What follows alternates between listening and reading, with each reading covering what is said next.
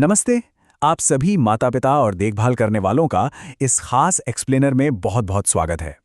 एक बाल मनोवैज्ञानिक के रूप में आज मैं उस बेहद दिलचस्प और गहरे न्यूरोलॉजिकल रहस्य को उजागर करने जा रहा हूं जो बच्चों के डायनासोर के प्रति उस तीव्र जुनून के पीछे काम कर रहा होता है। हम सबने वो पल देखा है जब एक बच्चा सुबह आंख खोलते ही सीधे टी-रेक्स या ट्राइसेराटॉप्स की बातें शुरू कर देता है ना। सच कहूं तो ये कोई मामूली शौक नहीं है। असल में ये उनके मस्तिष्क के विकास का एक ऐसा असाधारण अवसर है जिसे हम मनोविज्ञानी की भाषा में न्यूरोलॉजिकल ट्रोजन हॉर्स कह सकते हैं। बाहर से ये सिर्फ खिलौने लगते हैं, लेकिन अंदर ही अंदर ये दिमाग को पूरी तरह से बदल रहे होते हैं। तो चलिए आज के इस विश्लेषण में समझते हैं कि घर के हर कोने में बिखरे हुए वो प्लास्टिक के डायनासोर्स वास्तव में कितने मूल्यवान हैं। अच्छा, तो सबसे पहले उस बड़े सवाल पर आते हैं जो अक्सर क्लिनिक में मुझसे पूछा जाता है। क्या बचपन का ये तीव्र जुनून एकदम नॉर्मल है या ये कुछ ज्यादा ही हो रहा है? माता पिता का घबराना पूरी तरह से जायज है।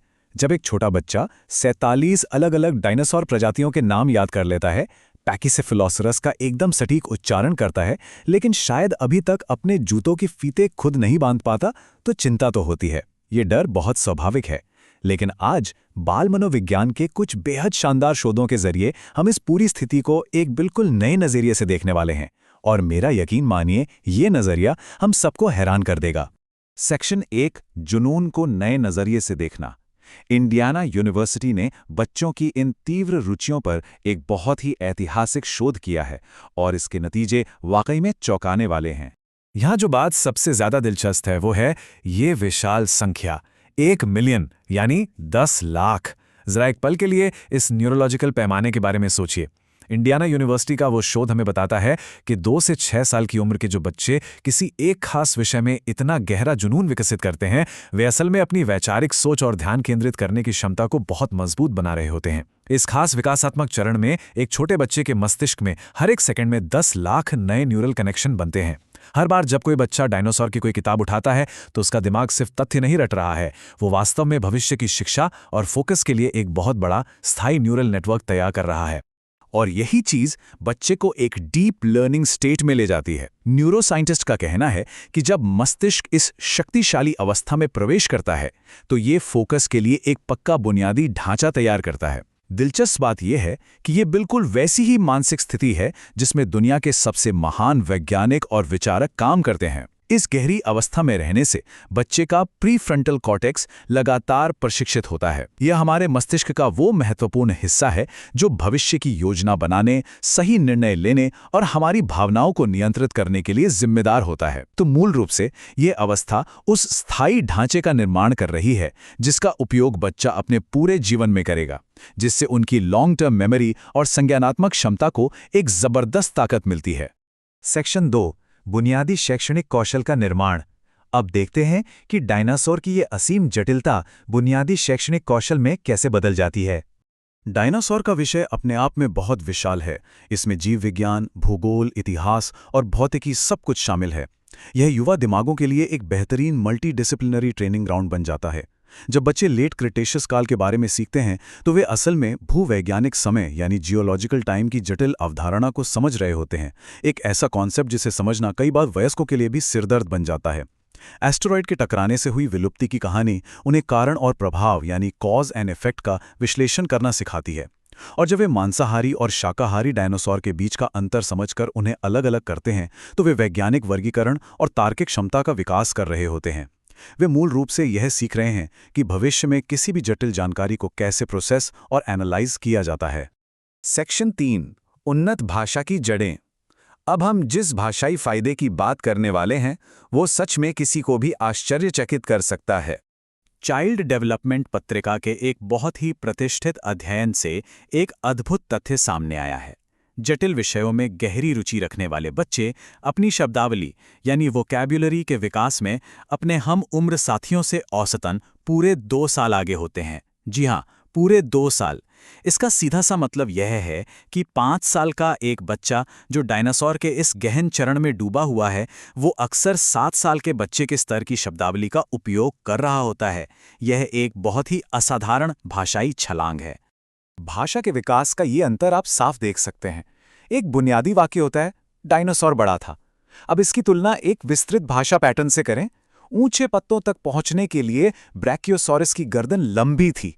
Harvard centre on the developing child और डॉक्टर पेट्रिशिया काइल जैसे प्रमुख विशेषज्ञों ने ऐसे ही विस्तृत भाषा पैटर्न को दीर्घकालिक शैक्षणिक सफलता के सबसे मजबूत संकेतकों के रूप में पहचाना है। जब बच्चे अपने इस जुनून के बारे में खुलकर बातें करते हैं तो वे केवल कुछ बोल नहीं रहे होते, वे अपने तर्कों का निर्माण कर रहे होते हैं, सबूतों का उपयोग कर रहे होते हैं और अपने निष्कर्ष निकाल रहे होते हैं।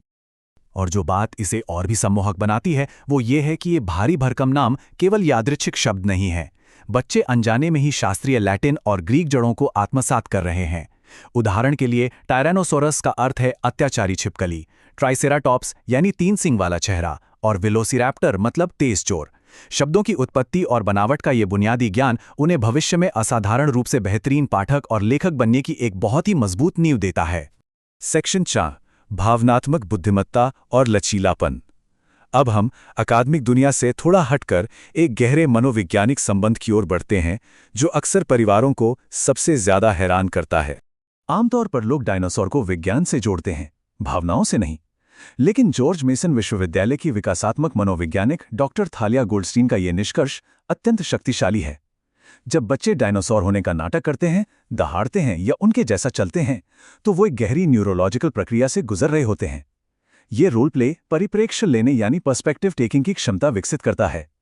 एक मनोवैज्ञानिक के नजरिए से देखें तो यही क्षमता भविष्य की सहानुभूति या एम्पैथी और भावनात्मक बुद्धिमत्ता की पूर्ण न्यूरोलॉजिकल नींव है।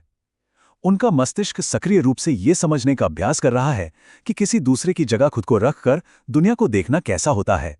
इसी के साथ डॉक्टर कैरल ड्वेक का प्रसिद्ध शोध भी जुड़ता है। इन जटिल प्रागैतिहासिक तथ्यों में महारत हासिल करना बच्चों में एक मास्टरी ओरिएंटेशन का निर्माण करता है। बच्चे स्वाभाविक रूप से सीखते हैं कि निरंतर प्रयास करने से ज्ञान मिलता है, ज्ञान से उनके भीतर क्षमता आती है और फिर उस क्षमता से एक गहरा और सच्चा आत्मविश्वास पैदा होता है। ये पूरी प्रक्रिया एक ऐसा संज्ञानात्मक लचीलापन यानी कॉग्निटिव रेजिलियंस पैदा करती है जो केवल डायनासोर तक सीमित नहीं रहता। ये अटूट विश्वास बच्चे के साथ भविष्य की हर कक्षा, हर नई चुनौती और जीवन के हर कठिन क्षण में उनके काम आता है। और यहीं पर एक बहुत ही परिपक्व मनोवैज्ञानिक अवधारणा भी सामने आती है। ब्राउन यूनिवर्सिटी के डॉक्टर डेविड सॉयल ने एक अविश्वसनीय खोज की है। डायनासोर के विलुप्त होने के बारे में सीखना वास्तव में बच्चों को एक बहुत ही सुरक्षित और मनोवैज्ञानिक रूप से दूरस्थ तरीके से नुकसान, परिवर्तन और जीवन के प्राकृतिक चक्रों जैसी जटिल मानवीय वास्तविकताओं से परिचित कराता है। ये उन्हें यह समझने में मदद करता है कि जो चीज़ें बेहद विशाल और अत्यंत शक्तिशाली होती हैं वे भी हमेशा के लिए नहीं रहती। ये उनके कोमल मन में एक गहरी भावनात्मक समझ और जीवन के अस्थायित्व को स्वीकार करने का लचीलापन विकसित करने का एक असाधारण तरीका है। सेक्शन 5, इस विकासात्मक अवधि को पोषित करना। अब जब हमने इस संज्ञानात्मक सोन खदान को अच्छी तरह समझ लिया है तो बात करते हैं कि व्यावहारिक रूप से हम क्या कर सकते हैं। शोध बहुत स्पष्ट रूप से बताता है कि बचपन की तीव्र रुचियों की ये मूल्यवान अवधि हमेशा के लिए नहीं रहती। ये आमतौर पर 6 महीने से लेकर 3 साल के बीच ही चलती है। ये मस्तिष्क के विकास की एक छोटी लेकिन अत्यधिक सक्रिय खिड़की है। इसीलिए ये इतना महत्वपूर्ण है कि जब बच्चा इस चरण में हो तो देखभाल करने वाले इसे पूरे उत्साह के साथ अपनाएं।